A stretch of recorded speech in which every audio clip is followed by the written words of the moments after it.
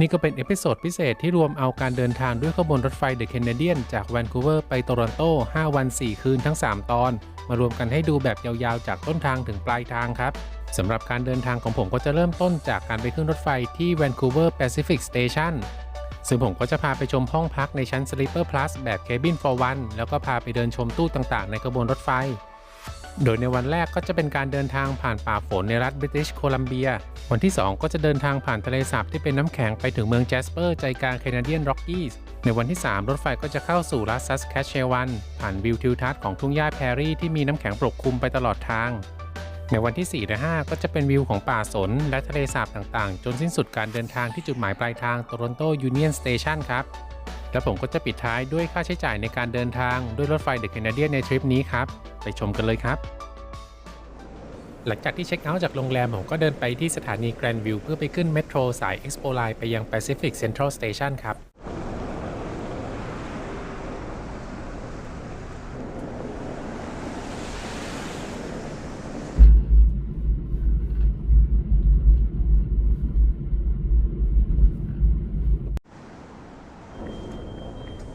วันนี้ผมจะใช้เมโทรแค่ไปสถานีรถไฟผมก็เลยจะซื้อตั๋วแบบเที่ยวเดียวครับ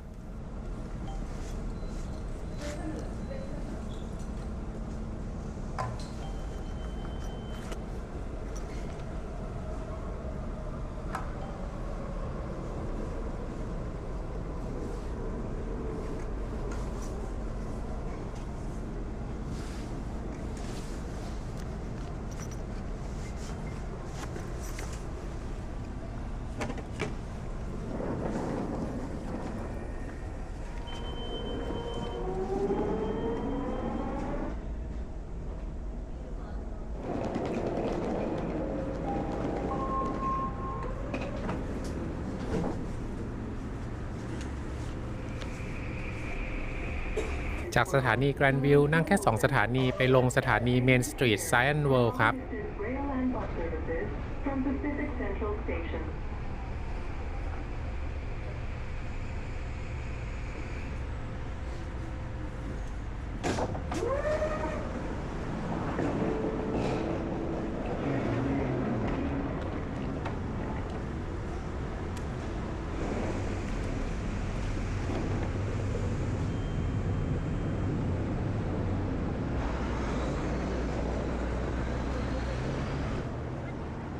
เดินข้ามถนนไปแล้วก็เดินผ่านสวนอีกนิดหน่อยก็จะพบกับสถานี Pacific Central ครับ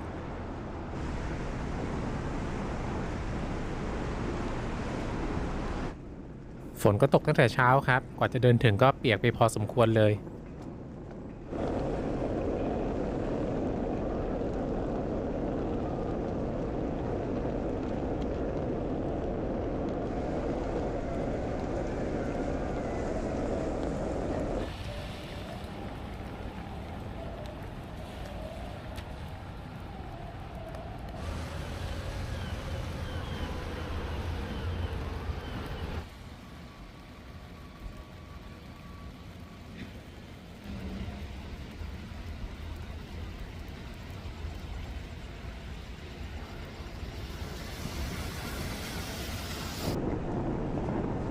เดี๋ยวเราเดินเข้าไปในสถานีกันเลย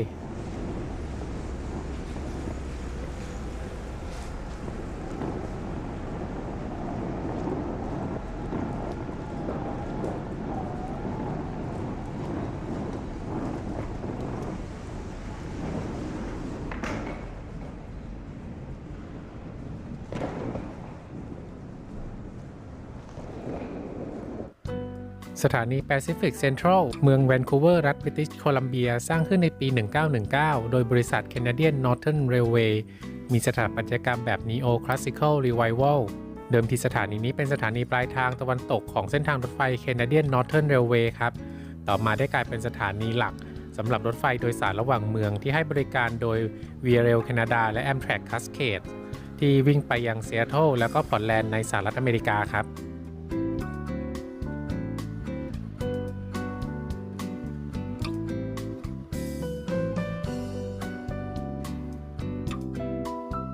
ตรงนี้จะเป็นเคาน์เตอร์ขายตั๋วรถบัสครับ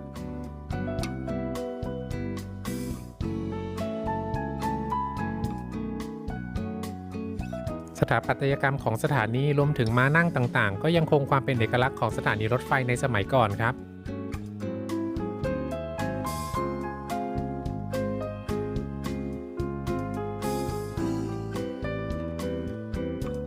ด้านขวาตรงนี้ก็เป็นทางขึ้นรถไฟครับก็จะเป็นทั้งทางเข้าของ Via Rail แคนาดาและ Amtrak ที่ข้ามไปฝั่งอเมริกา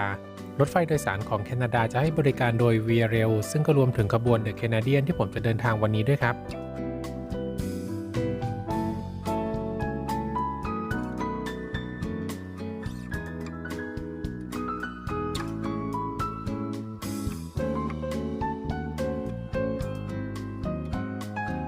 ร้านอาหารเดียวที่ผมเห็นในสถานีก็เห็นจะเป็นร้าน A&W ครับตอนนี้ก็เป็นเวลาเที่ยงพอดีก็เลยจะแวะไปกินเบอร์เกอร์ซะหน่อยเบอร์เกอร์ของ A&W ดูน่ากินมากเลยครับซึ่งก็แน่นอนว่าต้องกินคู่กับรูทเบียร์ครับสมัยก่อน A&W ก็มีอยู่ในประเทศไทยครับแต่ก็ปิดไปน่าจะสัก2 ปีได้แล้วมั้งครับ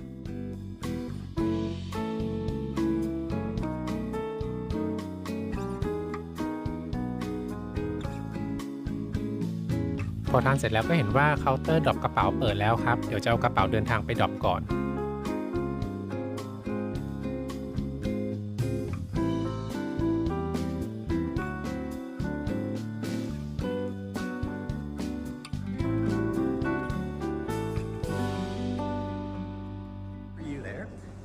Head over to ticketing there, and they'll put that in the system. And you're going to come here at 1 o'clock for check-in.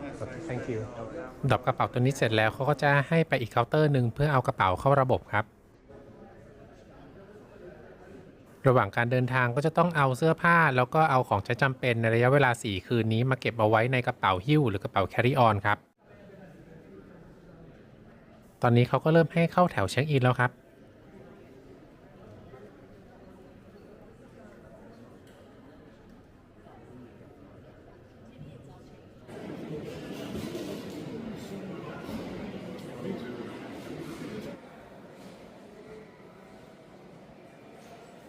ระหว่างที่รออยู่ในแถวเขาก็จะมีป้ายบอกว่ารถไฟจะออกจากชานชาลา 5แล้วก็ตู้ต่างๆในขบวนรถนี้จะมีอะไรบ้างซึ่งก็ประกอบด้วยหัวรถจักร2 คันแล้วก็มีตู้โดยสารตู้สัมภาระตู้เสบียงตู้ชมวิวอีก14 คันครับหลังจากที่เช็คอินเสร็จแล้วเขาก็จะให้จองรอบอาหารค่ำแล้วก็เข้าไปรอขึ้นขบวนรถที่พาโนรามาเลาจ์ครับ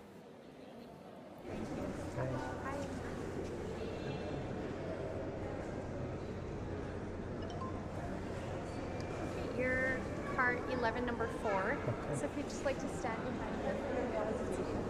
Thank you. So tonight we have 3 sittings for dinner. First one's at 5, second one approximately 6:45, and the last one at 8:30. The second one.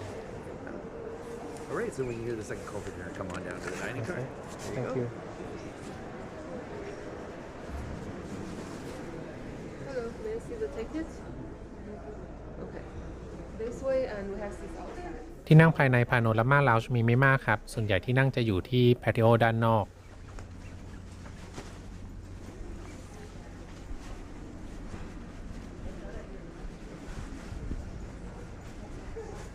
ในเลาจ์ก็จะมีกาแฟแล้วก็ขนมขบเคี้ยวเล็กน้อยครับ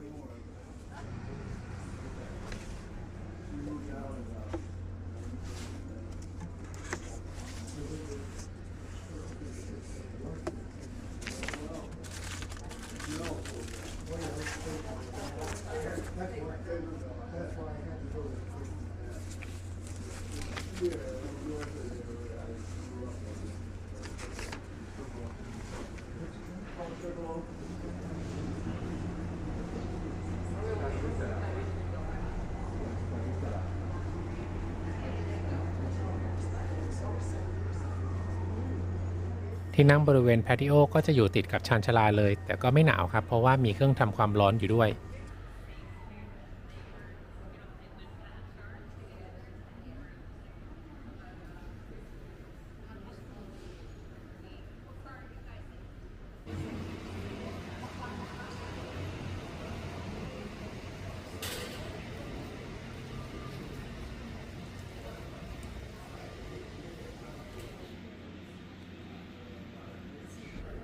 ระหว่างรอก็นั่งจิบกาแฟดูรถไฟไปครับพอได้เวลาเจ้าหน้าที่ก็จะเรียกให้ไปขึ้นขบวนรถครับ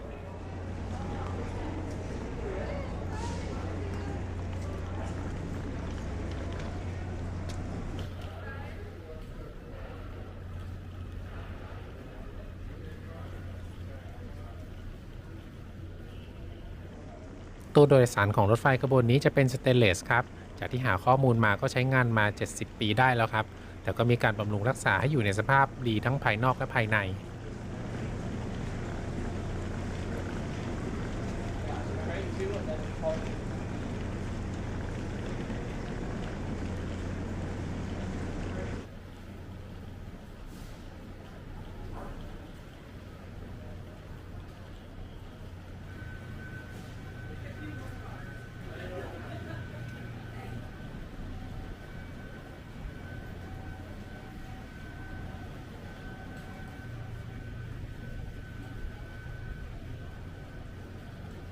แต่ละตู้โดยสารเขาก็จะมีชื่อด้วยครับอย่างคันของผมจะชื่อเบลแมนเนอร์ซึ่งตั้งเพื่อเป็นเกียรติแก่อเล็กซานเดอร์เกรแฮมเบลผู้คิดค้นโทรศัพท์ซึ่งก็มีสัญชาติแคนาเดียนด้วยครับ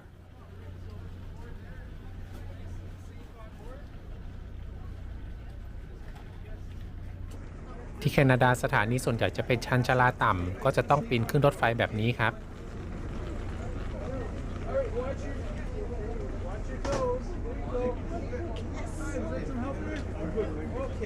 Number 11 right 11 right here to the right hand side. I'll be on board explaining the rest. 12, 6, hello. Part of the car? Nice and safe on board. 11. Seat 4. 4. Yes Very good. Once you're all stop into the left there. Second on your left. Yep, E1.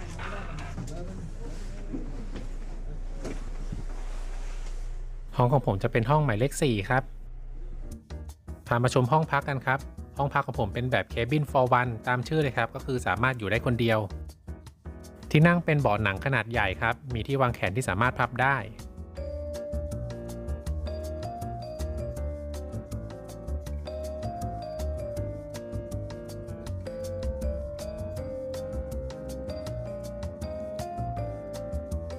ข้างๆก็จะมีไฟอ่านหนังสือฝั่งตรงข้ามของที่นั่งก็จะมีกระจกบานใหญ่มีอ่างล้างมือแล้วก็มีก๊อกน้ำดื่มข้างล่างก็จะมีที่วางขา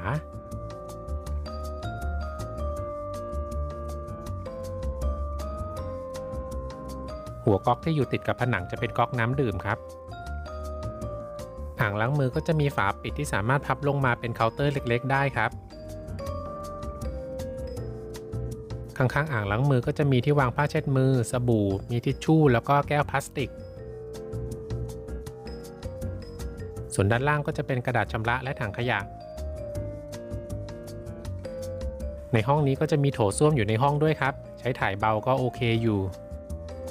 ในแต่ละตู้โดยสารก็จะมีห้องส้วมและห้องอาบน้ำส่วนกลางอยู่ด้วยครับบนเพดานก็มีไฟส่องสว่างมีช่องแอร์แล้วก็มีพัดลมมีที่แขวนเสื้ออยู่ตรงผนังตรงเสาก็จะมีที่ปรับความแรงของช่องแอร์ปุ่มเรียกพนักงานสวิตช์ไฟเพดานและสวิตช์ไฟกระจกถัดลงมาก็จะเป็นสวิตช์พัดลมและช่องเสียบไฟครับ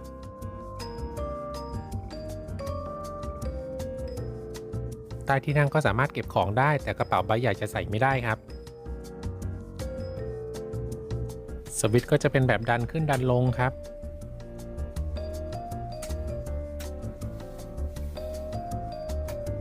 พัดลมมีแค่สปีดเดียวซึ่งก็เสียงดังพอสมควรครับ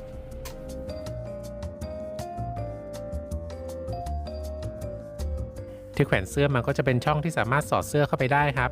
ส่วนตรงผนังก็จะมีกระเป๋าเก็บของได้เล็กๆน้อยๆครับที่ด้านบนเพดานก็ยังจะมีที่เก็บของครับซึ่งก็จะมีชุดผ้าเช็ดตัวสำหรับอาบน้ำเตรียมไว้ให้อยู่ครับ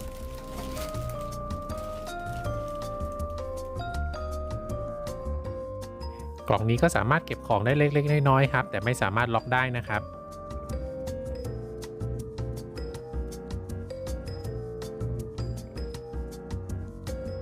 หน้าต่างจะเป็นกระจกที่ไม่สามารถเปิดได้แล้วก็มีม่านที่สามารถดึงปิดลงมาครับ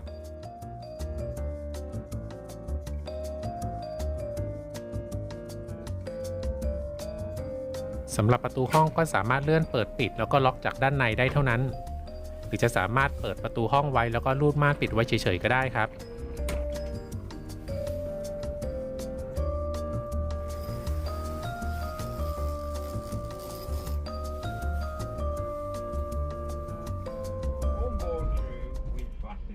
รถไฟออกจากสถานี Pacific Central เวลา 15 นาฬิกาตรงเวลาครับ For your safety, you must wear shoes must be stored in the designated area. Please be advised that smoking tobacco, e-cigarettes, and cannabis is strictly prohibited on board the train and on the station platforms. Crew members will keep you informed of stops and designated smoking areas along the way. Do not hesitate to ask any crew member questions you may have. เดี๋ยวผมจะสาธิตการปรับที่นั่งเป็นที่นอนครับ เริ่มจากบิดตัวล็อกแล้วก็ดึงที่นอนลงมา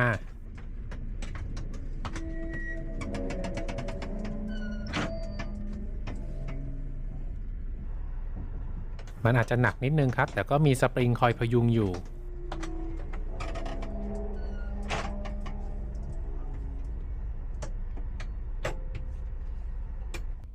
พอพับลงมาแล้วมันก็จะมีตัวล็อกอยู่ตรงปลายเตียงสำหรับการเก็บที่นอนก็แค่ปลดตัวล็อกครับมันก็จะเด้งขึ้นมาแล้วก็สามารถยกพับเก็บขึ้นไปได้เลย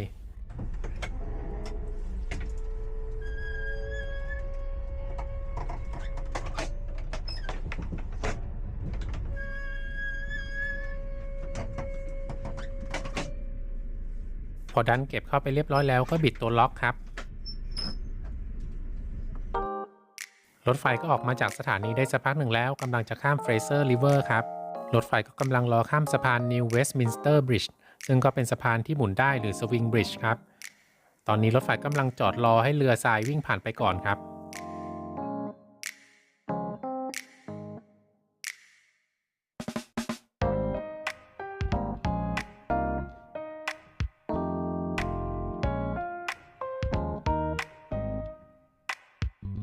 พอเรือทรายวิ่งผ่านไปแล้วสะพานก็ค่อยๆหมุนปิดครับ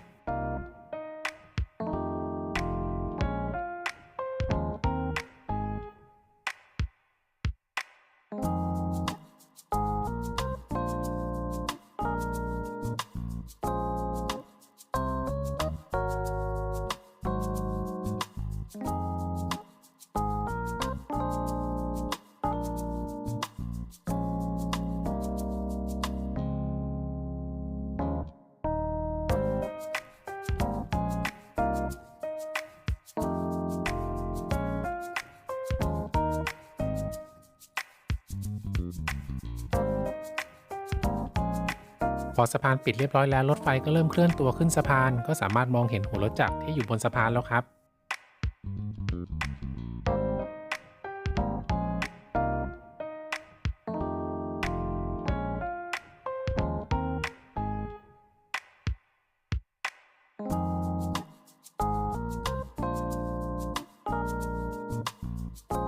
รถไฟก็ข้ามสะพานไปช้าๆครับแต่นี่เล็งภาพให้เร็วขึ้น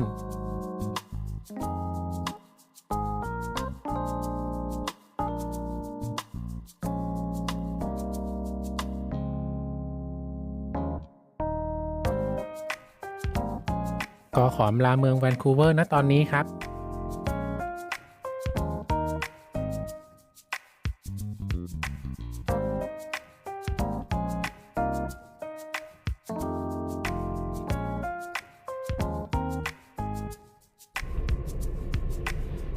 สำหรับวิวในบ่ายวันนี้ก็จะเป็นป่าและชุมชนสลับกันไปครับนั่งชมวิวพร้อมกับกินขนมของทีมฮอร์ตันไปด้วยครับระหว่างทางก็จะมีพวกลานคอนเทนเนอร์อยู่ตลอดทางครับเพราะว่าแคนาดาก็ใช้การขนส่งสินค้าด้วยรถไฟคล้ายๆกับที่อเมริกาสำหรับรถไฟขบวน The Canadian เริ่มให้บริการโดยบริษัท Canadian Pacific Railway หรือ CPR เมื่อวันที่ 24 เมษายน ปี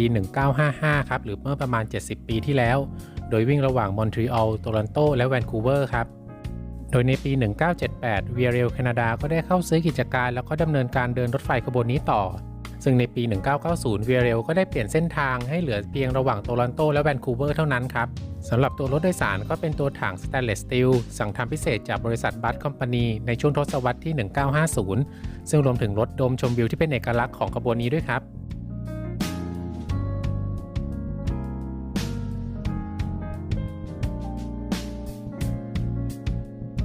รถไฟก็จะวิ่งข้ามแม่น้ำหรือผ่านทะเลสาบต่างๆแล้วก็ป่าฝนของรัฐบริติชโคลัมเบียไปตลอดบ่ายวันนี้เลยครับ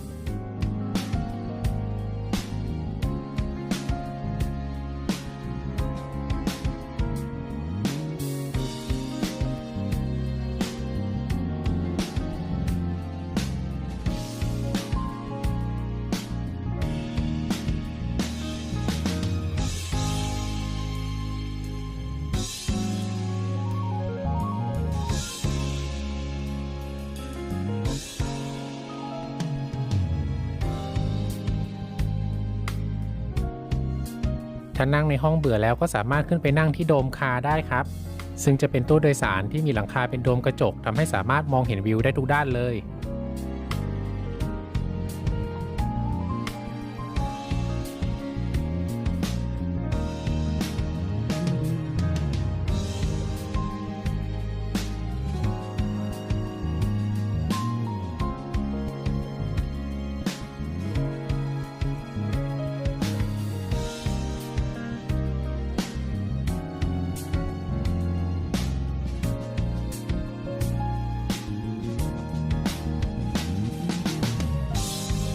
แต่วันนี้ฝนตกตลอดทั้งวันก็เลยทำให้เห็นวิวได้ไม่ชัดเท่าไหร่ครับรถไฟก็จะข้ามแม่น้ำไปมาซึ่งแม่น้ำนี้ก็ยังคงเป็นแม่น้ำเฟรเซอร์ครับ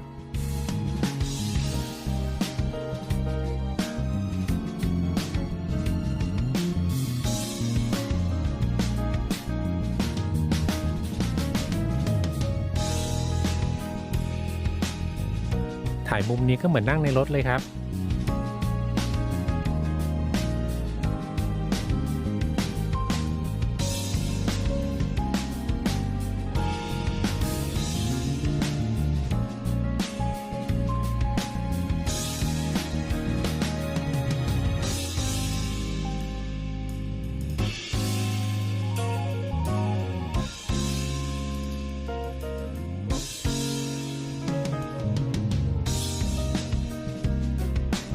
ที่ด้านล่างของโดมคาร์ก็จะเป็นโซฟาแล้วก็โต๊ะที่สามารถมานั่งเล่นได้ครับเขาก็จะมีเกมมีจิ๊กซอว์หมากรุกเตรียมไว้ให้ด้วยครับ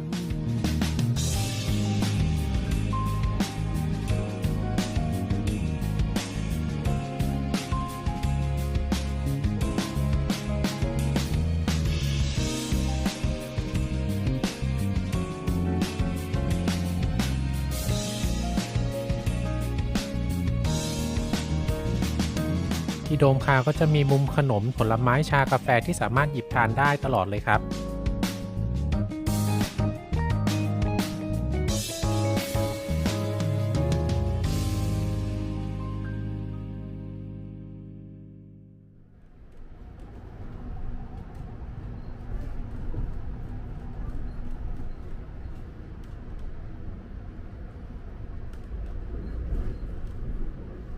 เนื่องจากรถไฟใช้เวลาเดินทางหลายวันทางเวียเรลเขาก็จะมีกิจกรรมที่จัดไว้ให้ผู้โดยสารสามารถมาจอยได้ตลอดการเดินทางครับเดี๋ยวผมจะเดินกลับไปพักผ่อนที่ห้องแล้วครับวันแรกก็ยังมีหลงทิศทางหลงตู้โดยสารอยู่ครับ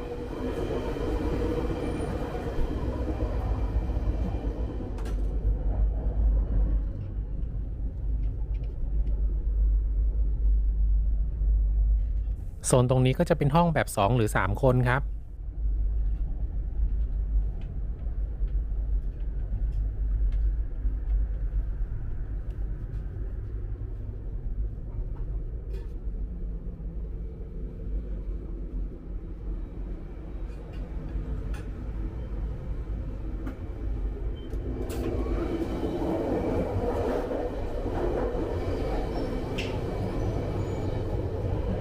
ส่วนตรงนี้ก็จะเป็นแบบ Cabin for One ซึ่งในตู้หนึ่งก็จะมี4ห้องครับส่วนอีกฝั่งหนึ่งของตู้โดยสารก็จะเป็นที่นั่งแบบเบิร์ดแบบเดียวกันกับตู้นอนชั้น2ที่ประเทศไทยครับ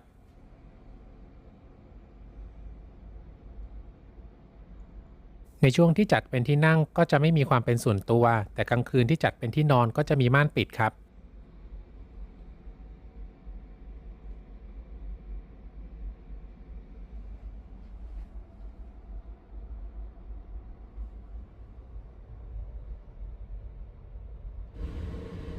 พามาดูห้องน้ำส่วนกลางครับ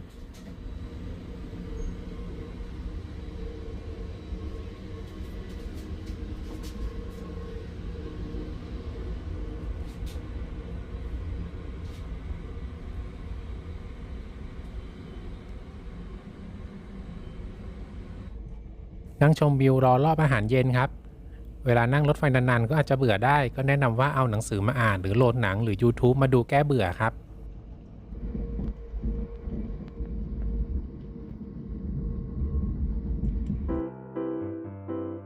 ตอนนี้ผมก็มานั่งรอเรียกให้เข้าไปทานอาหารที่ Dining Car ครับซึ่งผมจองไว้เป็นรอบที่ 2 เวลา 18:30 น.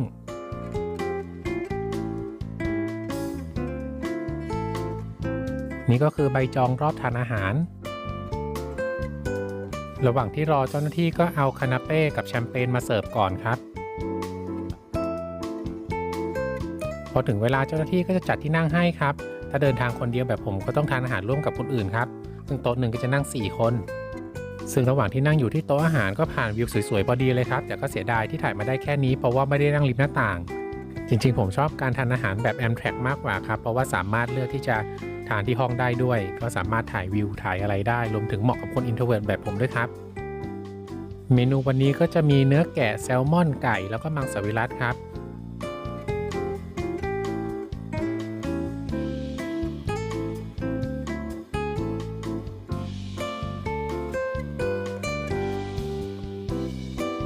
มื้อเย็นวันนี้ผมก็เลือกทานเป็นแซลมอนย่างครับส่วนของหวานก็จะเป็นช็อกโกแลตเค้กซึ่งมีให้กินทุกวันครับก่อนเข้านอนก็มาอาบน้ำก่อนครับห้องน้ำก็จะแยกส่วนเปียกและส่วนแห้ง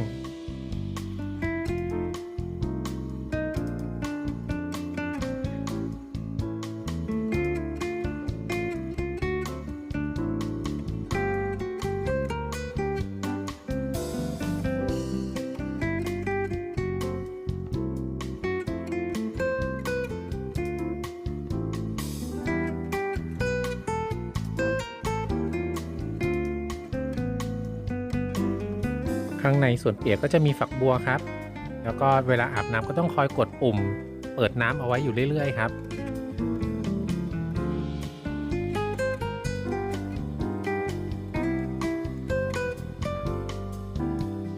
อาบน้ำเสร็จแล้วก็มานอนดูข่าวใน YouTube ที่ดาวน์โหลดมาเพราะว่าระหว่างทางบนรถไฟจะไม่ค่อยมีสัญญาณโทรศัพท์ครับส่วน Wi-Fi นี้ไม่มีอยู่แล้วครับ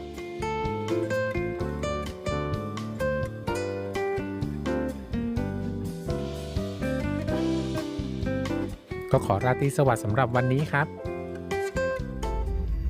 ตื่นเช้ามาในวันที่ 2ตอนนี้รถไฟก็ยังอยู่ในรัฐบริติชโคลัมเบียอยู่ครับ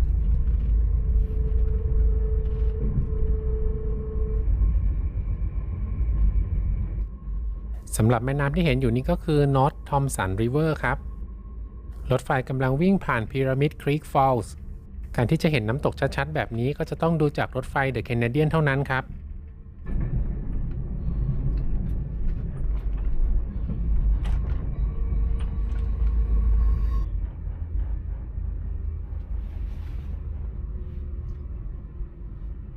วันนี้ก็ทานอาหารเช้าพร้อมกับวิวของ North Thompson River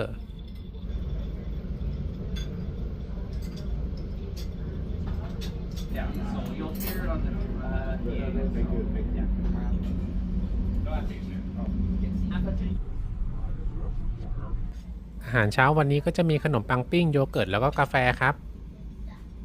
ถ้าไม่อยากมาทานอาหารเช้าที่ห้องอาหารก็สามารถหยิบขนมปังผลไม้ทานได้ที่โดมคาร์ครับ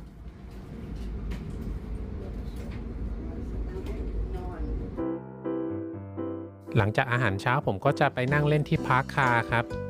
ซึ่งก็จะเป็นตู้ชมวิวที่อยู่ท้ายสุดของขบวนที่เรียกว่าพาร์คคาร์ก็เพราะทุกตู้แบบนี้จะตั้งชื่อตามพาร์คหรืออุทยานอย่างคันที่พ่วงมากับขบวนนี้ชื่อกราเซียพาร์คตั้งชื่อตามกราเซีย National Park ในรัฐบริติชโคลัมเบียครับถึงแม้ตู้นี้จะอยู่ในชั้น Prestige แต่ผู้โดยสารตู้นอนทุกคลาสก็สามารถมาใช้บริการได้แต่สำหรับที่นั่งในโดมชมวิวชั้นบนจะสงวนไว้สำหรับผู้โดยสารชั้น Prestige เท่านั้นครับ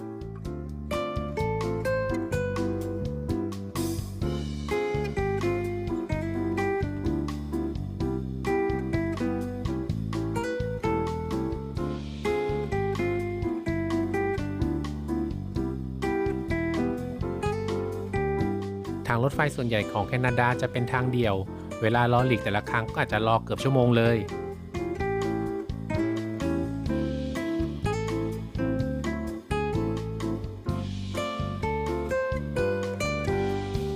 นั่งเล่นต่ออีกสักพักเดี๋ยวก็จะเดินกลับไปที่ห้องครับ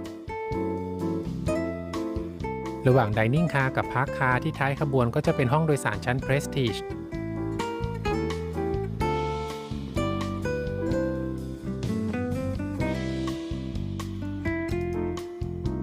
กลับมานั่งชมวิวต่อที่ห้องแล้วครับ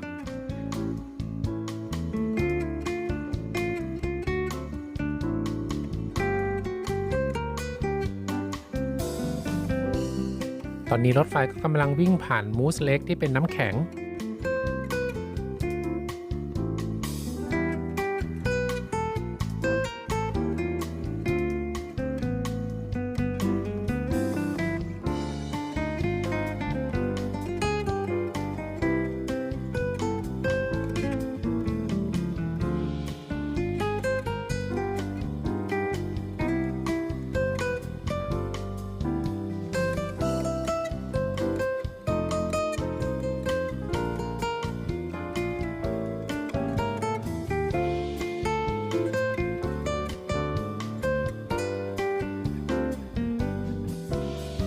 ตอนนี้รถไฟก็จะข้ามจากรัฐบริติชโคลัมเบียสู่รัฐอัลเบอร์ตาครับ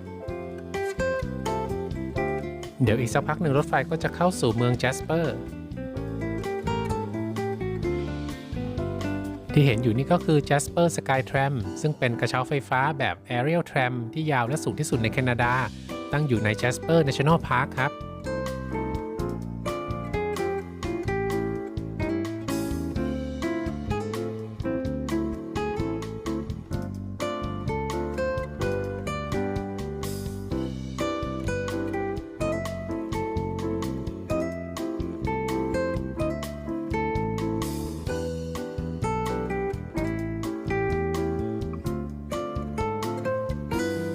รถไฟก็กำลังจะถึงสถานีแจสเปอร์แล้วครับ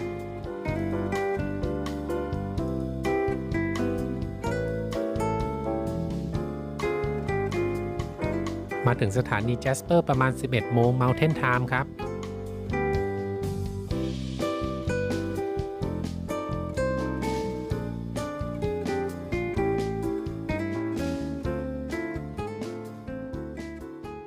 You have 45 minutes out here, okay? So station straight down that platform. มีเวลาเดินเล่นประมาณ 45 นาที เดี๋ยวเราเดินเข้าไปในสถานีกันก่อนเลยครับ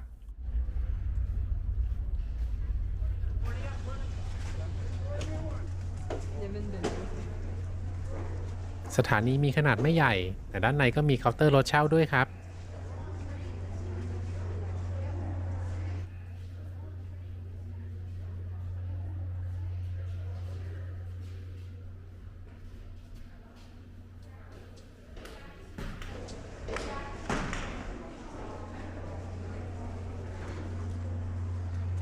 เดี๋ยวเดินออกไปด้านหน้าสถานีกันก่อน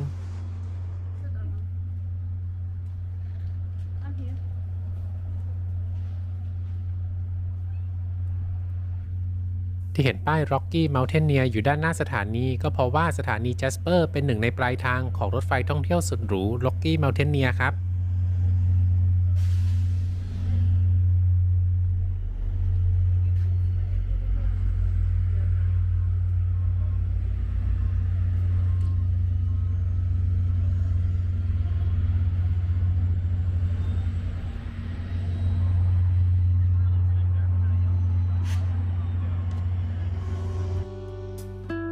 จากเวลาที่มีจริงๆแล้วก็ได้แค่เดินหน้าสถานีหรือไม่ก็ร้านค้าที่อยู่ใกล้ๆสถานีก็กะไว้ว่าจะกลับมาเที่ยว Jasper อย่างจริงๆจังๆในโอกาสหน้าครับ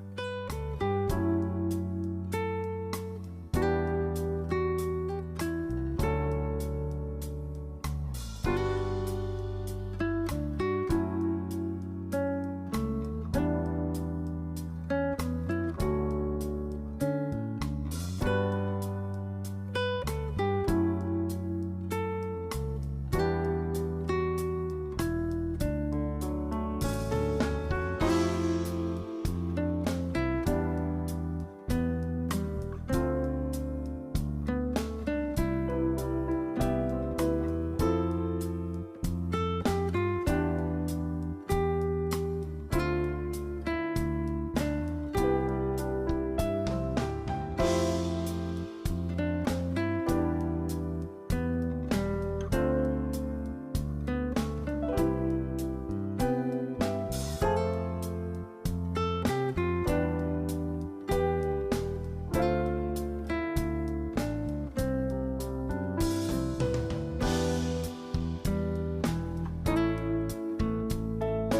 จะเห็นว่าแจสเปอร์เป็นเมืองที่ล้อมรอบด้วยแคนาเดียนล็อกกี้ครับ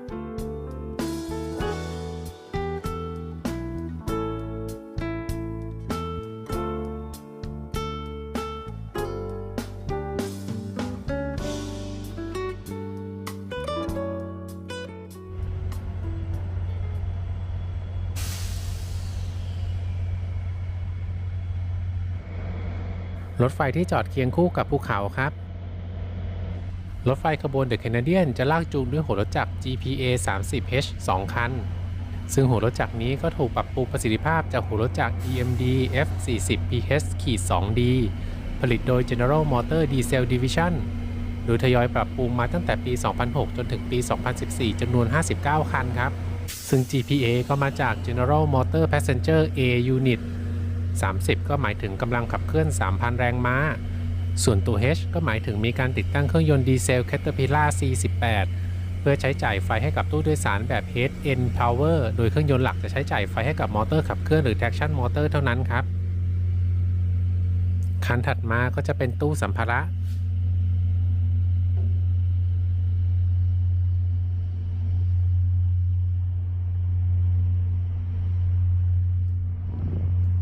ตู้นี้จะเป็นที่นั่งชั้น Economy Class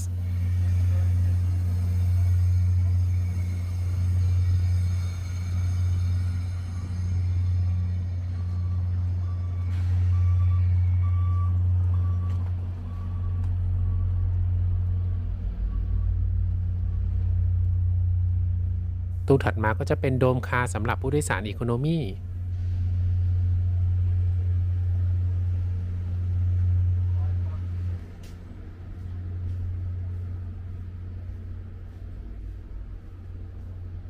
ส่วนคันถัดไปก็จะเป็นตู้นอน Sleeper Plus Class Prestige Class ตู้เสบียงและไปสิ้นสุดที่พาร์คคาร์ครับ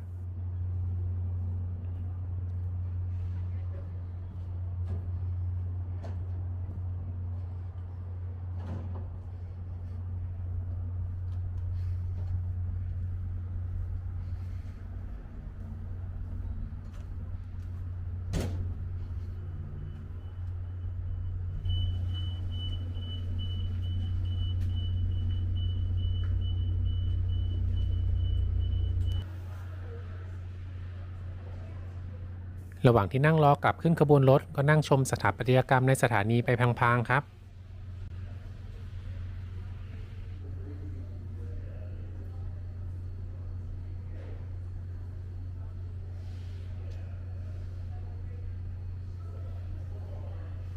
พอใกล้เวลาแล้วก็ไปต่อแถวเพื่อตรวจบัตรโดยสารก่อนที่จะกลับขึ้นขบวนรถครับ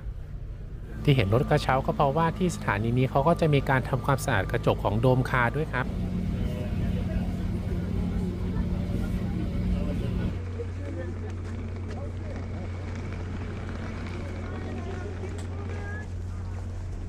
เดินกลับไปขึ้นรถไฟกันต่อเลย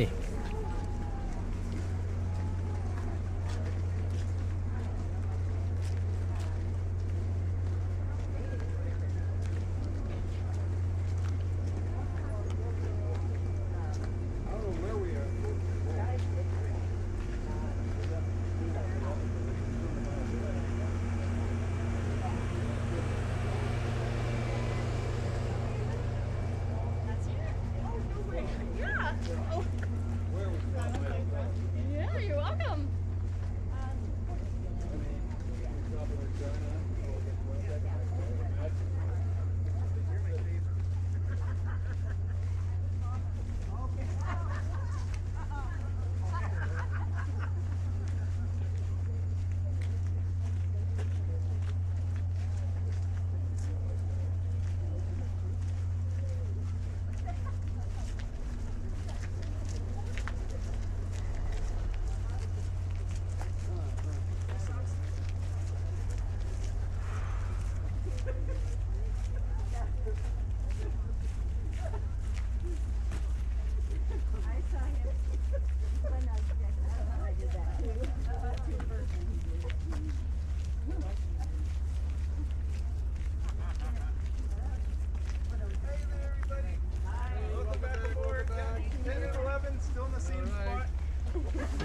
sun is coming out. Yeah. Oh, it feels so wonderful.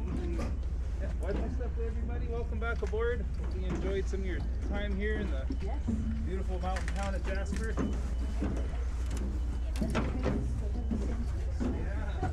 All right. What's up, everybody?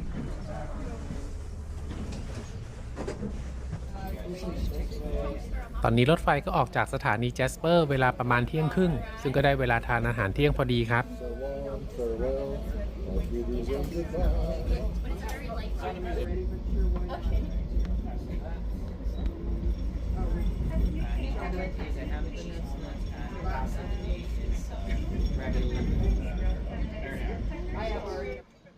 อาหารเที่ยงวันนี้เป็นพายสตูไก่เสิร์ฟพร้อมกับสลัดครับ วิวทิวทัศน์ตลอดทั้งบ่ายของวันนี้ก็จะเป็นทุ่งหญ้าแพรรี่ที่มีฉากหลังเป็นภูเขาหิมะซึ่งทุ่งหญ้าแพรรี่ในแคนาดาก็กินพื้นที่กว้างขวางมากครอบคลุมตั้งแต่รัฐแอลเบอร์ตา ซัสแคชเชวัน และแมนิโตบาครับ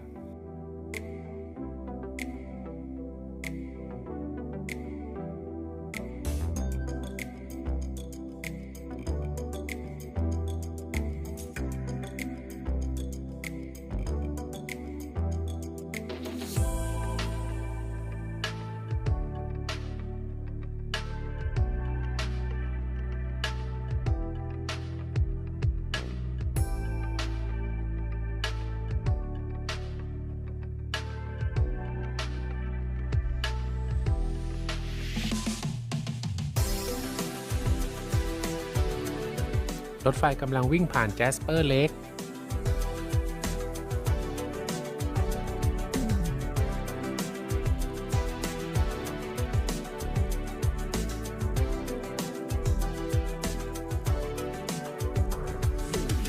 ปกติผมก็จะดูชื่อแม่น้ำทะเลสาบหรือภูเขาจาก Google Map แต่พอมีหลายยอดเขาสลับซับซ้อนกันก็เลยดูไม่ออกเลยครับว่าเป็นภูเขาอะไรบ้าง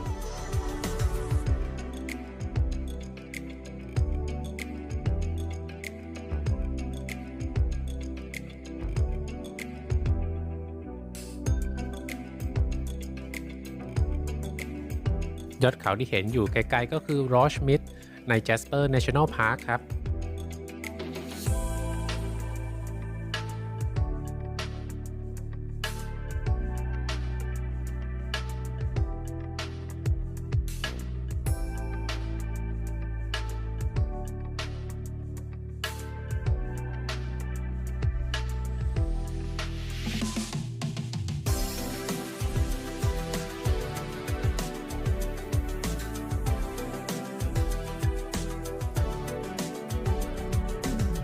ตอนนี้ก็มีหิมะตกลงมาด้วยครับ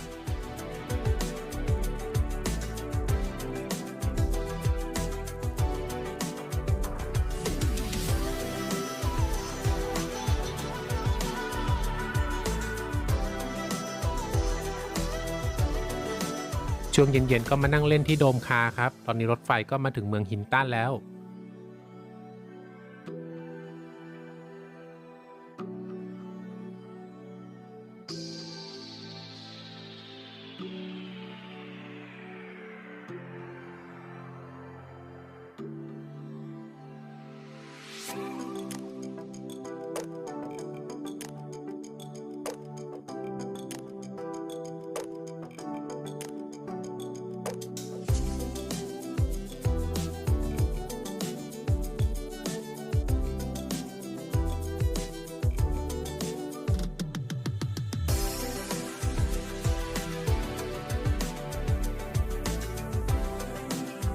ตอนนี้รถไฟก็อยู่ใน Yellowhead County ครับ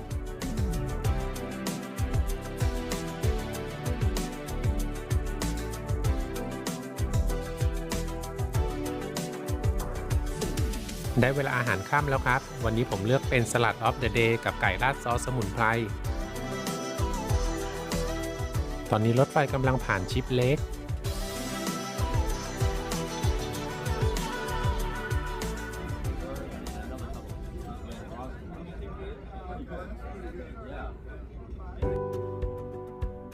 ทานข้าวเสร็จแล้วก็มาดูวิวต่อที่โดมคาร์ซึ่งรถไฟก็กำลังวิ่งลัดเลาะไปกับวาบามูลเลคครับ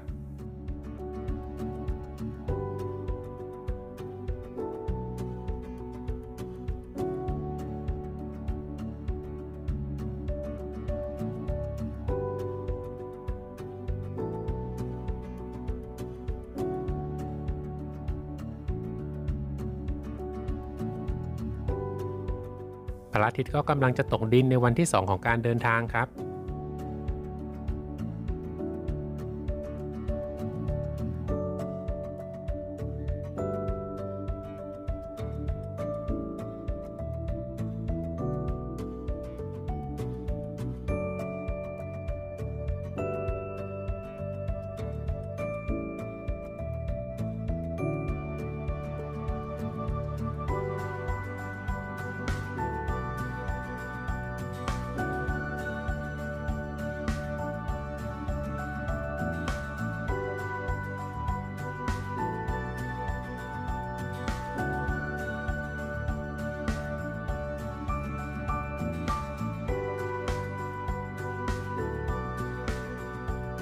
เวลาประมาณ 3 ทุ่มกว่าๆรถไฟก็มาถึงเมืองเอ็ดมอนตันครับ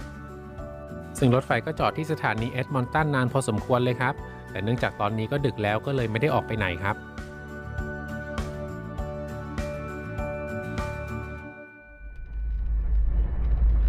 เข้าสู่วันที่ 3 กับการเดินทางบนขบวนรถไฟเดอะแคนาเดียน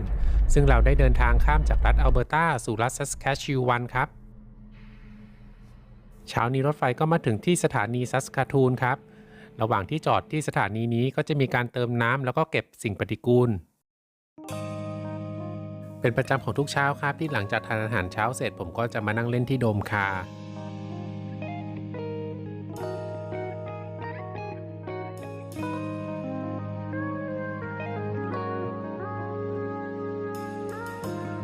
พระอาทิตย์กำลังขึ้นพอดีครับ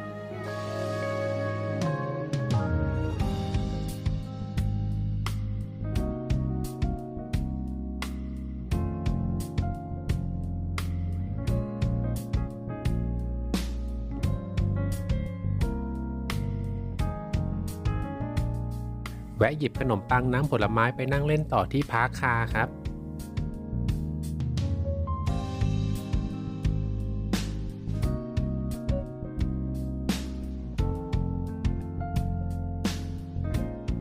เปิดประตูเข้ามาที่ไดนิ่งคาร์ครับทางขวานี้จะเป็นห้องครัว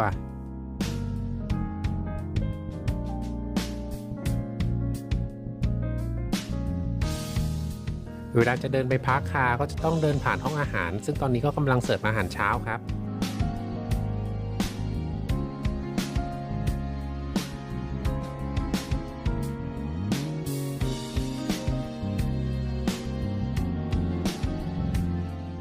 แล้วก็จะต้องผ่านตู้ของชั้น Prestige สังเกตได้จากการบุผนังที่ดูหรูหรากว่าตู้อื่นๆครับ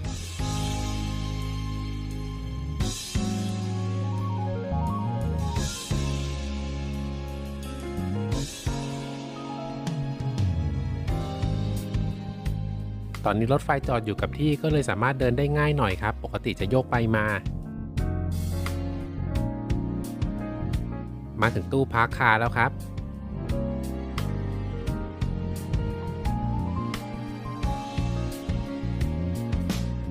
ที่ตู้นี้ก็จะมีบาร์ด้วย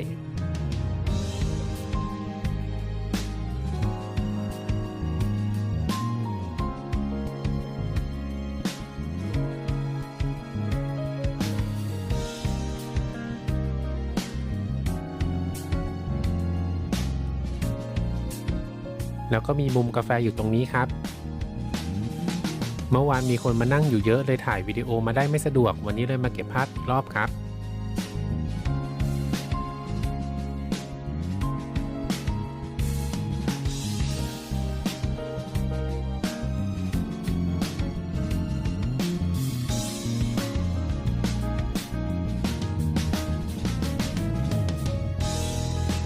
เช้านี้ที่โดมของชั้น Prestige ยังไม่มีคนมานั่งเลยครับที่นั่งก็จะเป็นสีน้ำตาลสีเดียวกับการตกแต่งของห้องพักในชั้น Prestige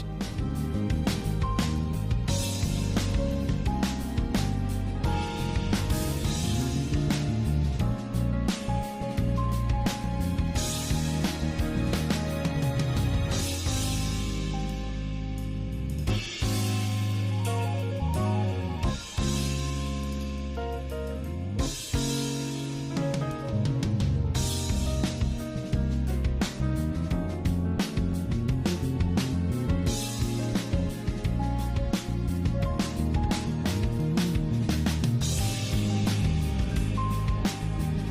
โซฟาก็ผ่านการใช้งานมานานก็อาจจะเก่าไปนิดนึงครับระหว่างที่รถไฟจอดอยู่ที่สถานีซัสคาทูนก็เจอสุนัขจิ้งจอกที่ป้วนเปี้ยนอยู่ในย่านสถานีรถไฟเริ่มออกเดินทางจากสถานีซัสคาทูนประมาณ 7 โมงเช้าครับ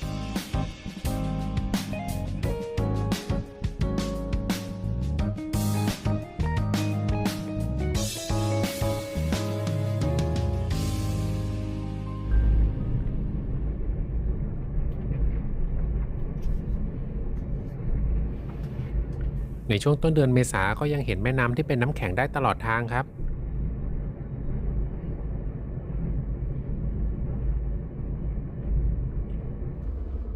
เช้านี้เจ้าหน้าที่ก็เอาผ้าขนหนูเซตใหม่มาให้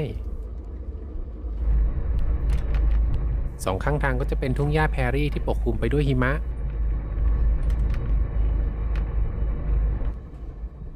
ความเร็วที่เห็นนี้ก็เป็นความเร็วจริงๆครับไม่ได้มีการเพิ่มความเร็วของวิดีโอครับ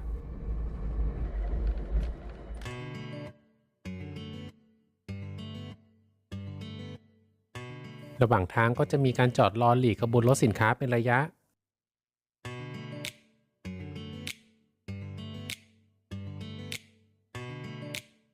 อันนี้ก็น่าจะเป็นหญ้าเลี้ยงสัตว์ที่ม้วนเป็นก้อนๆครับ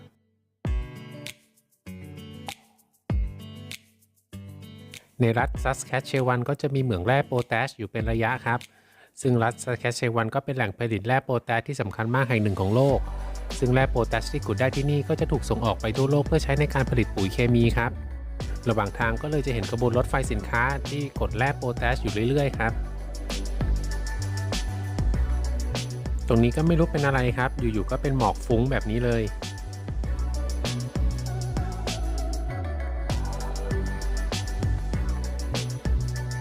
อาหารเที่ยงวันนี้ถ้าผมจำไม่ผิดเขาใช้ชื่อเมนูว่าพอกเบซิลครับ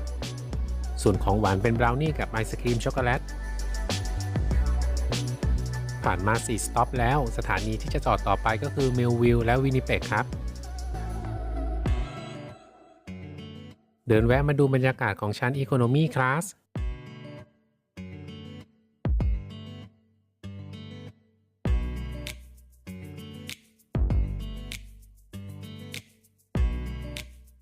สำหรับบ่ายวันที่ 3 นี้รถไฟก็จะเข้าสู่รัฐมานิโตบาซึ่งก็จะไปถึงเมืองวินิเปกในช่วงค่ำๆครับ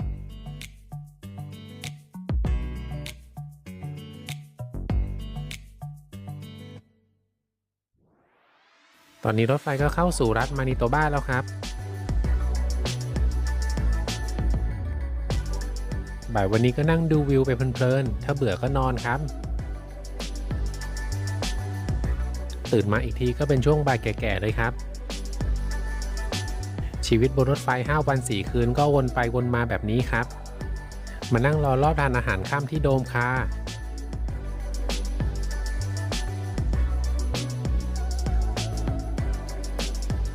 ตอนนี้รถไฟก็อยู่ที่เมืองออสตินรัฐมานิโตบาครับเวลา1 ทุ่มก็ได้เวลาเข้าไปทานอาหารที่ไดนิ่งคา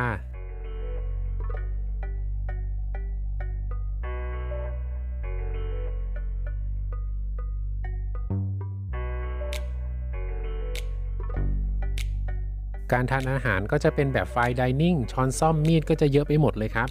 แรกๆก็งงครับอยู่บ้านช้อนอันเดียวกินได้หมด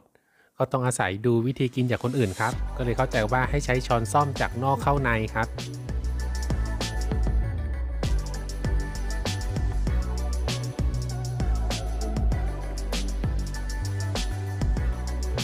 เมนูแต่ละวันก็จะมีตั้งแต่เนื้อวัวปลาไก่และมังสวิรัติ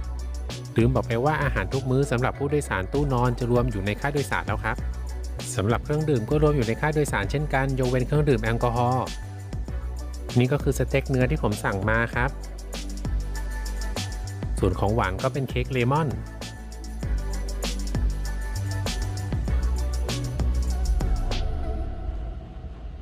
ตอนนี้รถไฟก็มันจะเข้าที่สถานีวินิเปกซึ่งก็มาถึงเร็วกว่ากำหนดการ1 ชั่วโมงเลยครับ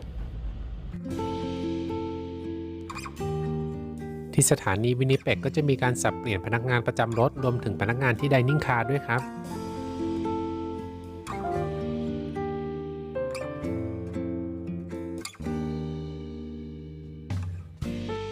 รถไฟก็มีกำหนดที่จะออกจากสถานีวินิเปกในเวลา 5 ทุ่ม แต่ตอนนี้ก็เป็นเวลาดึกแล้วก็เลยไม่รู้จะลงไปเดินที่ไหนครับ ก็เลยนั่งดู YouTube อยู่บนรถไฟครับ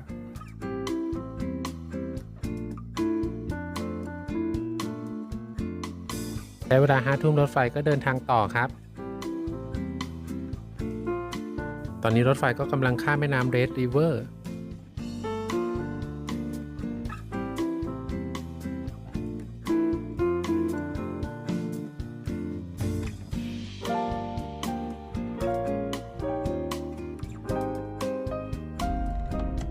ตอนนี้ก็ได้เวลานอนในคืนที่ 3 บนขบวนรถไฟเดอะแคนาเดียนแล้วครับ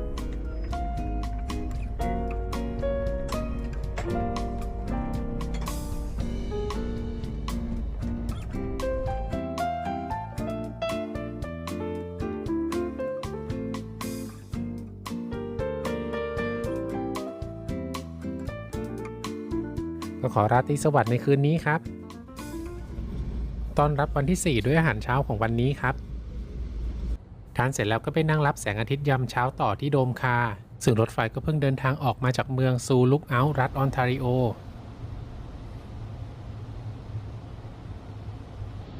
ที่เห็นเป็นน้ำแข็งทางด้านซ้ายก็คือบอสฟอร์ดเลค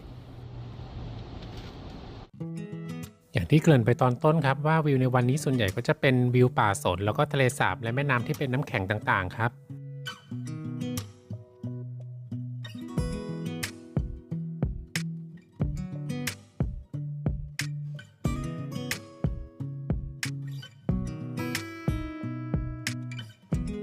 กิจกรรมของผมบนรถไฟก็ไม่มีอะไรมากครับนั่งเล่นนอนเล่นแล้วก็ถ่ายวิดีโอ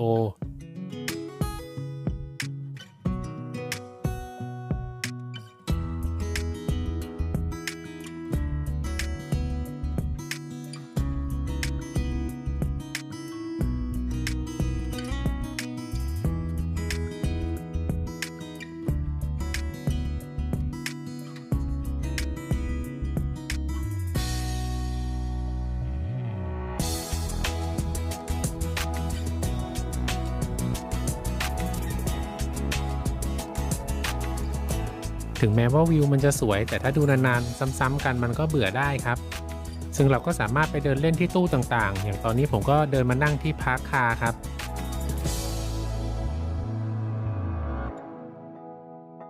ถึงแม้ว่า2ข้างทางก็อาจจะยังเป็นป่าสนเหมือนเดิมแต่ก็จะได้วิวจากมุมมองที่เปลี่ยนไปครับ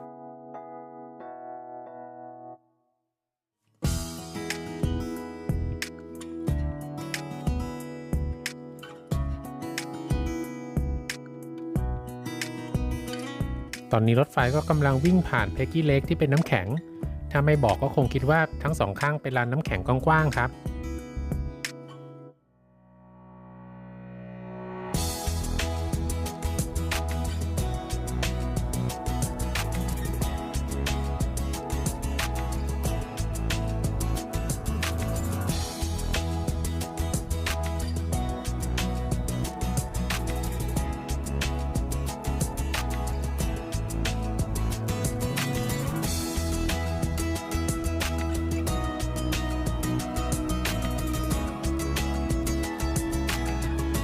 เจ้าหน้าที่ประกาศว่าให้ผู้โดยสารเปลี่ยนไทม์โซนจาก Central Time ไป Eastern Time ครับซึ่งมือถือของคุณก็อาจจะไม่ได้เปลี่ยนอัตโนมัติครับเพราะว่าบริเวณนี้ไม่มีสัญญาณมือถือ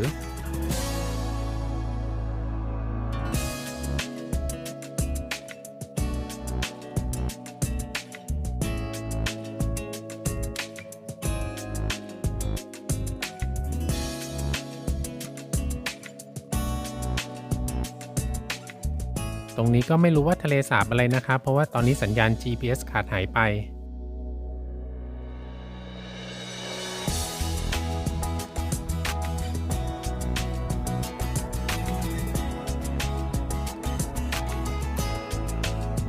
ตอนนี้รถไฟก็มาถึงสถานีอาร์มสตรองครับ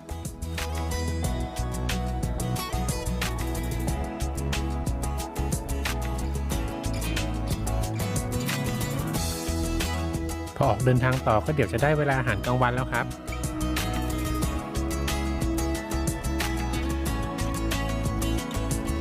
อาหารกลางวันวันนี้เป็นเบอร์เกอร์เนื้อวัวครับ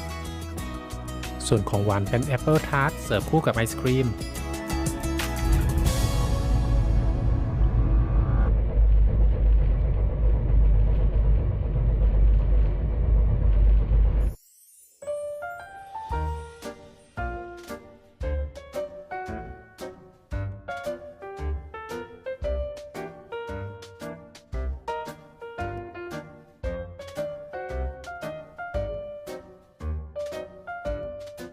ตอนนี้รถไฟก็อยู่ระหว่างการเดินทางไปที่สถานีฮอนเพนซึ่งก็จะไปถึงประมาณบ่าย 5:45 ครับ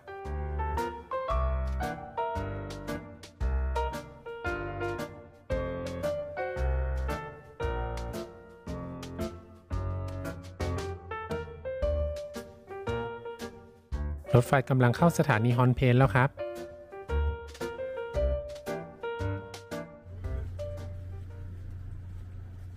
เราก็จะมีเวลาเดินลงมาสูดอากาศบริสุทธิ์ที่สถานีประมาณ 45 นาทีครับ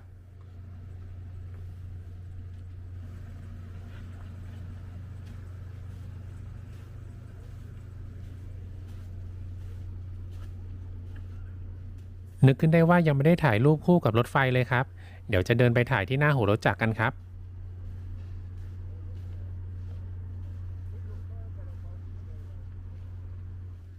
ที่สถานีนี้ทางเดินตรงชันชลาเป็นดินทรายทำให้รองเท้าเลอะไปหมดเลยครับ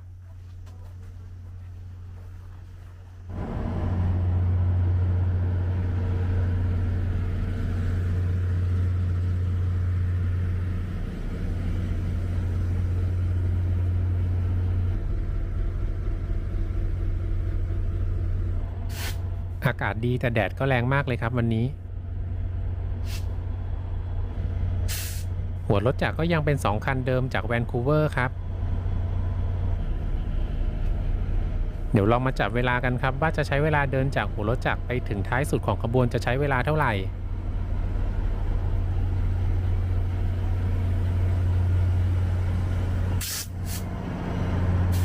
หัวรถจักรหมายเลข6454ทางด้านซ้ายจะมีภาษาอังกฤษคำว่า Love the Way ส่วนทางด้านขวาจะเป็นภาษาฝรั่งเศสซึ่งผมก็อ่านไม่ออกครับในการเดินทางบนขบวนรถไฟของ Via Rail ก็จะมีการประกาศด้วย2ภาษาคือภาษาอังกฤษและภาษาฝรั่งเศสครับตู้นี้เป็นตู้สัมภาระ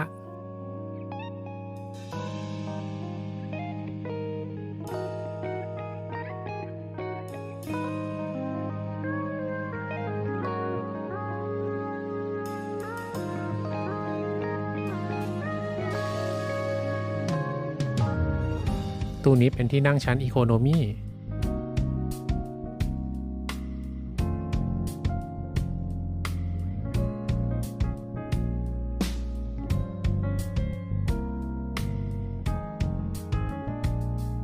ตู้นี้เป็นสกายไลน์โดมคาร์สำหรับชั้นอีโคโนมี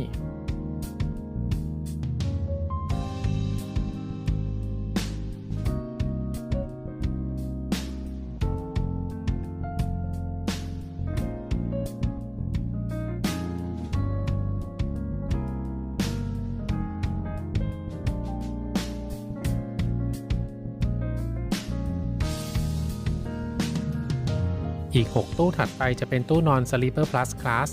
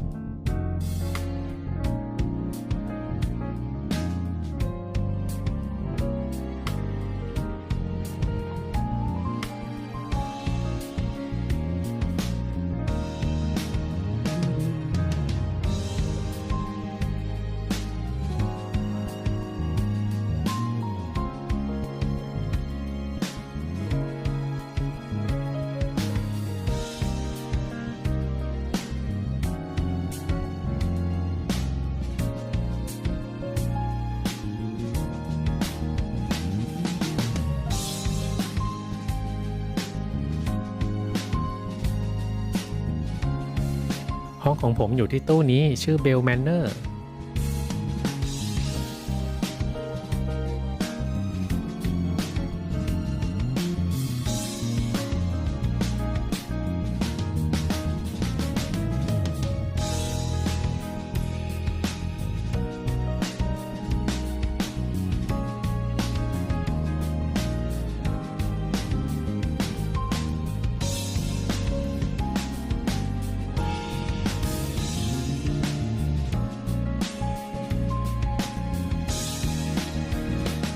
ไปเป็น Skyline Dome Car สำหรับ Sleeper Plus Class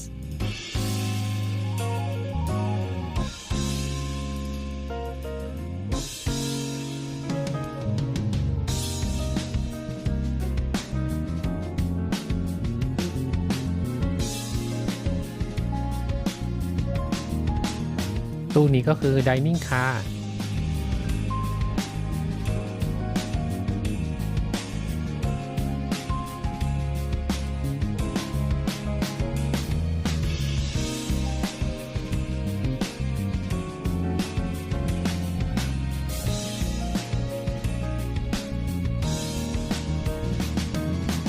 ถัดมาคือ Prestige Class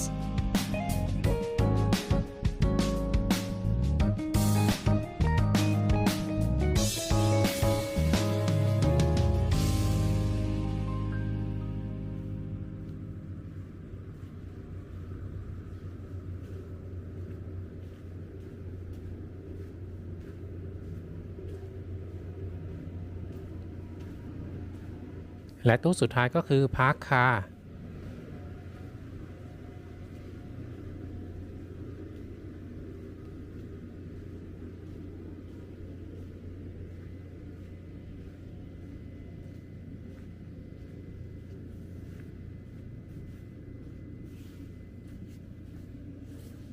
สรุปว่าใช้เวลาเดินประมาณ5นาทีกับ14วินาทีครับ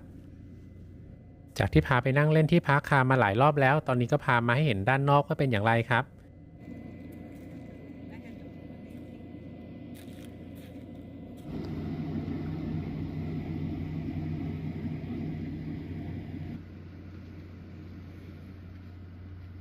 ได้เวลากลับขึ้นขบวนรถแล้วครับตอนนี้เป็นเวลา 6:45 ได้เวลาทานมื้อเย็นแล้วครับตอนนี้รถไฟก็น่าจะจอดอยู่ริมทะเลสาบอะไรสักแห่งนะครับแต่ว่าไม่มีสัญญาณ GPS ก็เลยไม่รู้ชื่อครับ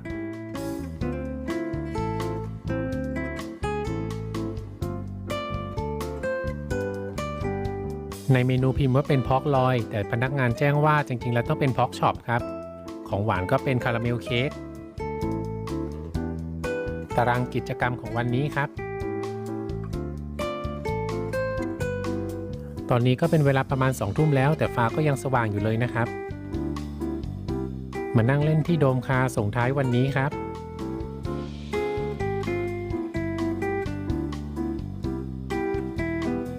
พอกลับเข้ามาที่ห้องเจ้าหน้าที่ที่มาทำความสะอาดห้องก็เอาช็อกโกแลตมาวางไว้ที่เคาน์เตอร์ครับคิดว่าน่าจะมีเฉพาะในคืนสุดท้ายของการเดินทางครับตอนนี้ก็ใกล้เวลาที่พระอาทิตย์จะรับขอบฟ้าแล้วครับสังเกตได้จากเงาของขบวนรถที่ทอดลงบนต้นไม้ริมทาง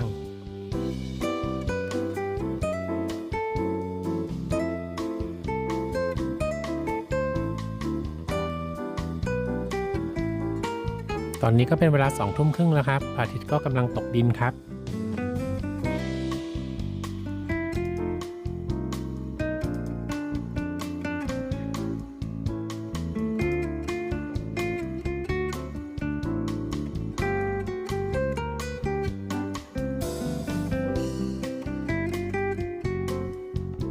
ราตรีสวัสดิ์สำหรับคืนสุดท้ายบนรถไฟครับ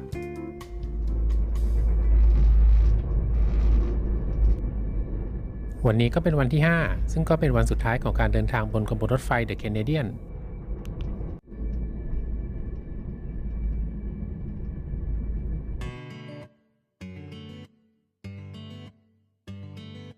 มาทานอาหารเช้าตั้งแต่เวลา 6:30 ครับยังไม่มีใครมาเลย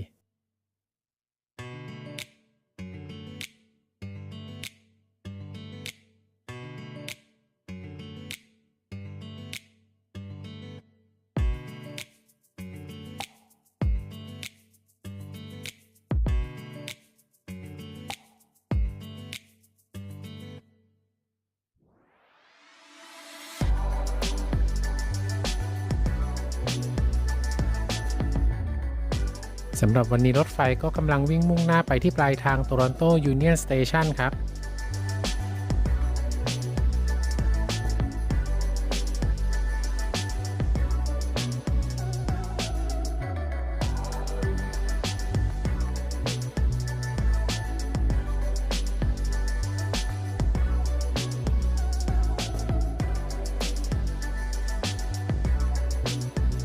รถไฟกำลังวิ่งผ่านเมืองปารีสซาวด์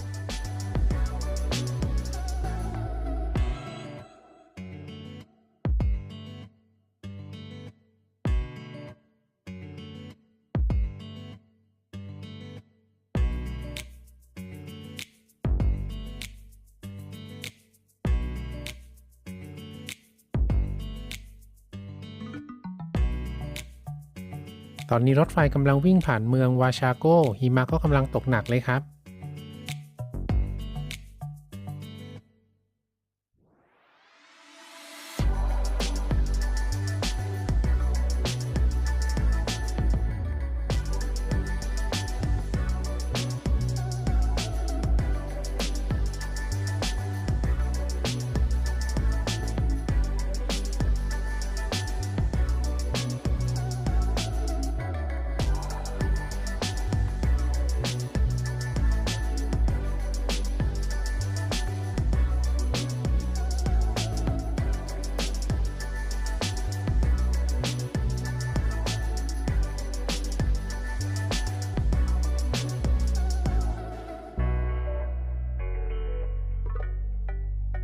ต้นสนที่มีหิมะเกาะก็ให้บรรยากาศของฤดูหนาวได้ดีเลยครับ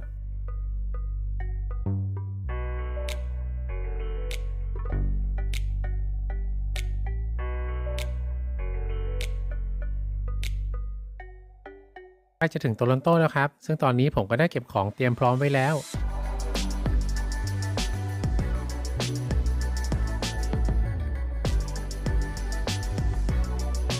ตอนนี้ก็ใกล้เวลาเที่ยงแล้วก็มาทานบรันช์ก่อนเป็นมื้อสุดท้ายก่อนที่จะลงจากขบวนรถครับ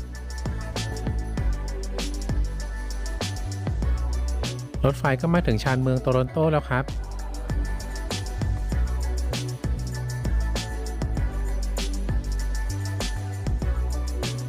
รถไฟมาถึงโตรอนโตแล้วตอนนี้ก็กำลังโค้งขวาเพื่อที่จะเข้าสถานีโตรอนโตยูเนียนสเตชันครับ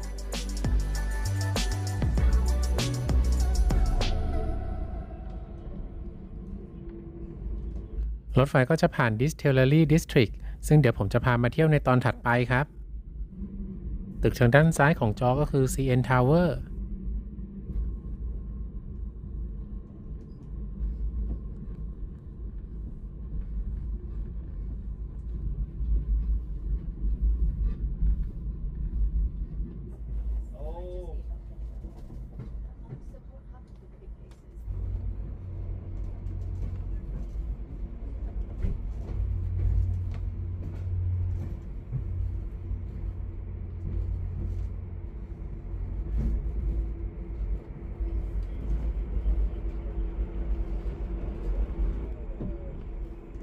วันนี้รถไฟมาถึงสถานีโตรอนโตยูเนียนสเตชันในเวลา 11:40 นาทีซึ่งตามกำหนดเวลารถไฟจะต้องมาถึงในเวลา 14:29 นาทีก็คือมาถึงก่อนเวลามากกว่า 2 ชั่วโมงครึ่งเลยครับ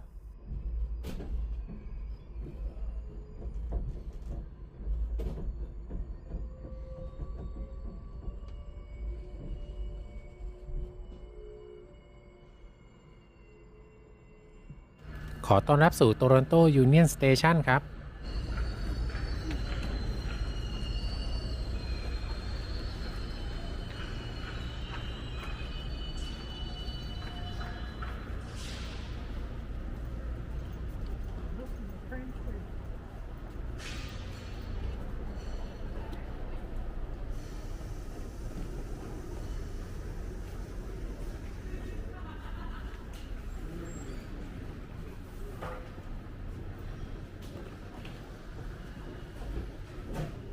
เดี๋ยวจะลงบันไดเลื่อนไปที่ชั้นล่างเพื่อไปรอรับกระเป๋า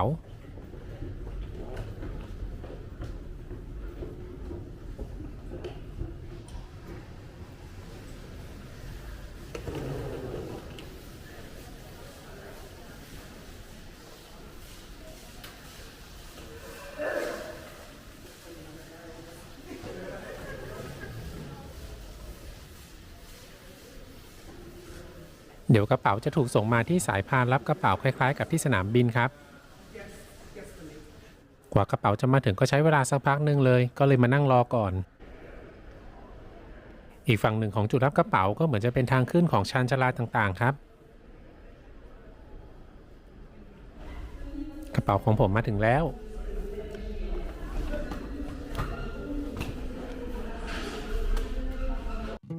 เดี๋ยวจะเดินออกไปที่โถงใหญ่ของสถานีครับ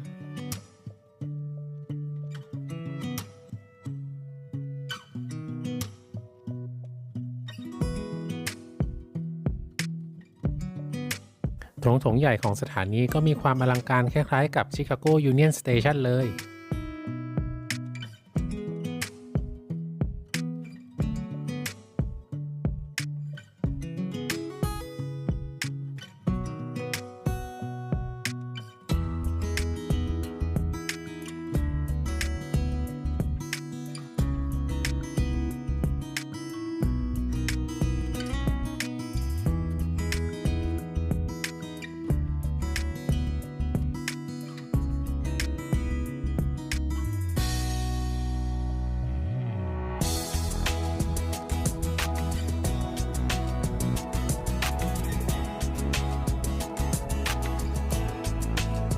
ที่ขอบเพดานของสถานีก็จะมีป้ายชื่อเมืองต่างๆที่รถไฟวิ่งผ่านครับ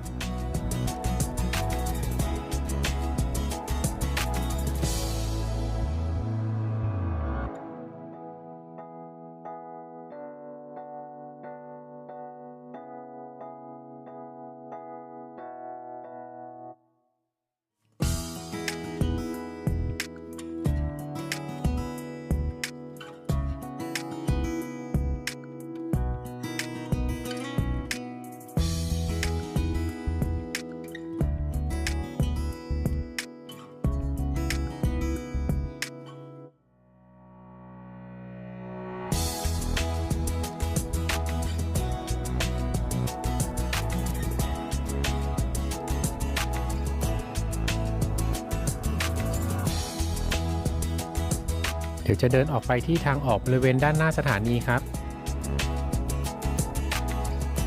ประตูทางเข้าออกก็ยังคงความคลาสสิกอยู่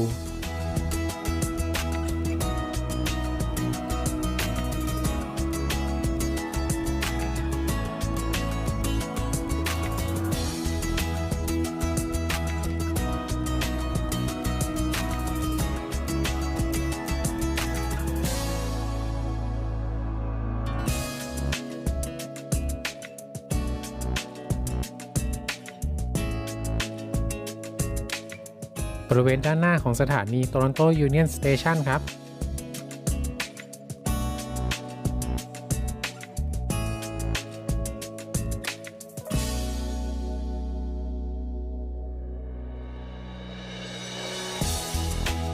ตึก CN Tower จะอยู่ที่ด้านขวาของสถานี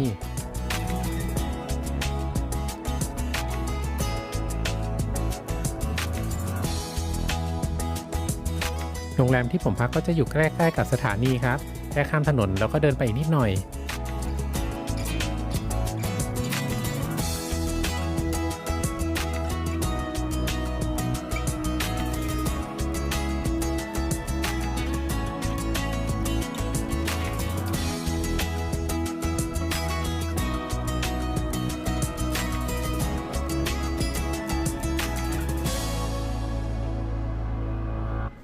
สำหรับที่โตรอนโตผมจะพักที่ Union Hotel ซึ่งก็เป็นโรงแรมที่เพิ่งเปิดหลังจากปรับปรุงใหม่ได้ไม่นานครับ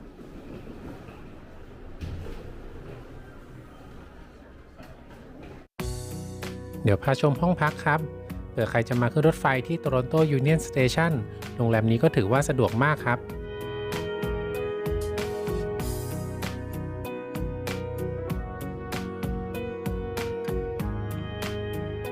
ตอนนี้ก็เป็นการสิ้นสุดการเดินทางด้วยขบวนรถไฟเดอะแคนาเดียนจากแวนคูเวอร์มาจนถึงโตรอนโตซึ่งใช้เวลาทั้งหมด5วัน4คืนโดยผมเดินทางในชั้น Sleeper Plus ในห้องแบบ Cabin for One คงอยากจะรู้แล้วใช่ไหมครับว่าผมจ่ายค่าโดยสารไปเท่าไหร่สำหรับการเดินทางครั้งนี้ผมจองล่วงหน้าประมาณ10 เดือนค่าโดยสารรวมภาษีอยู่ที่ 1,600 แคนาเดียนดอลลาร์หรือประมาณ 38,000 บาทครับสามารถจองตั๋วได้ที่ viarail.ca สำหรับทริปแคนาดาของผมก็ยังไม่จบครับพบกันใหม่ในตอนถัดๆไปซึ่งผมจะพาไปเที่ยวในโตรอนโตแล้วก็จะพาไปเที่ยวน้ำตกในแองการาทางฝั่งแคนาดาด้วยครับอย่าลืมกดไลค์กดแชร์แล้วก็กดติดตามให้ผมด้วยนะครับ